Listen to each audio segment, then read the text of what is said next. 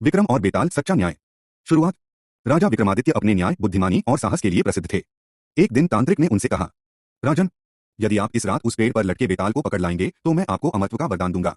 राजा विक्रमादित्य ने बिना किसी भय के स्वीकृति दी और रात के अंधेरे में उस श्मशान की ओर निकल पड़े। वहां पर एक पेड़ से उल्टा लटका बेताल भूत मिला।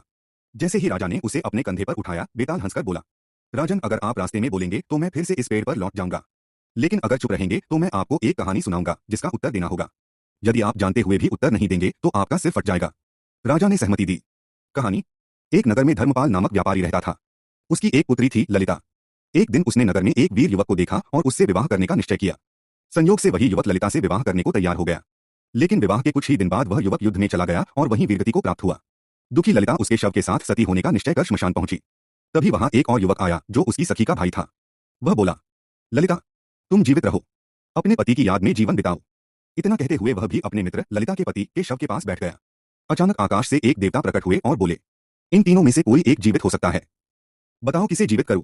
प्रश्न। बेताल ने विक्रम से पूछा, राजन, बताओ उन तीनों में से किसे जीवित किया जाना चाहिए। विक्रम का उत्तर। राजा विक्रमादित्य ने कहा, देवता को पति को जीवित करना चाहिए क्योंकि वही ललिता का वास्तविक जीवन साथी है। सखी का भाई तो धर्म निभा रहा था और ललिता तो अपने पति के साथ सती होने का निश्चय कर चुकी थी। इसलिए धर्म और न्याय दोनों के अनुसार पति को ही जीवित किया जाना उचित है। बेताल मुस्कुराया, राजन, आपका उत्तर एकदम सही है, लेकिन आपने बोला इसलिए मैं फिर से पेड़ पर लौट रहा हूं। और यह कहकर बेताल उड़ गया। सीख। यह कहानी हमें सिखाती है कि सच्चा न्याय वह है जो भावना और धर्म दोनों का सम्मान करे।